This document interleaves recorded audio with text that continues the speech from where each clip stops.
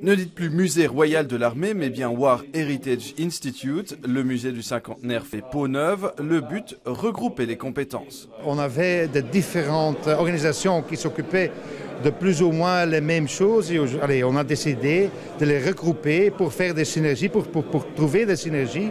Et où le site ici, au cinquantenaire, c'est le plus important, bien sûr. Une superstructure qui regroupe 4 musées, le musée royal de l'armée donc, l'Institut des vétérans, le fort de Brenne donc et le pôle historique de la défense. Une association qui inquiète les défenseurs du patrimoine, qui craignent la disparition de certaines pièces.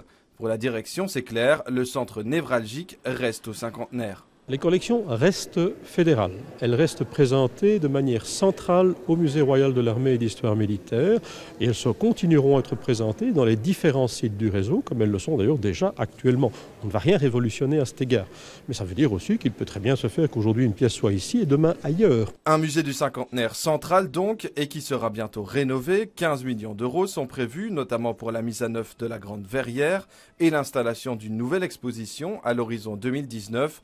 Une exposition qui, au sein de cette nouvelle structure, pourrait être gérée par le privé. Gérer les collections, gérer une exposition, ce sont des partenariats qui seront bien faits dans le sens que nous allons voir si la convention qu'on fera avec ces gens comporte toutes les certitudes pour qu'il n'y ait pas de faute muséologique. Donc il ne s'agit pas de transformer nos sites en parc d'attractions. Actuellement, on compte 100 000 visiteurs par an au musée royal de l'armée, un chiffre qu'avec cette nouvelle organisation, la direction espère bien augmenter.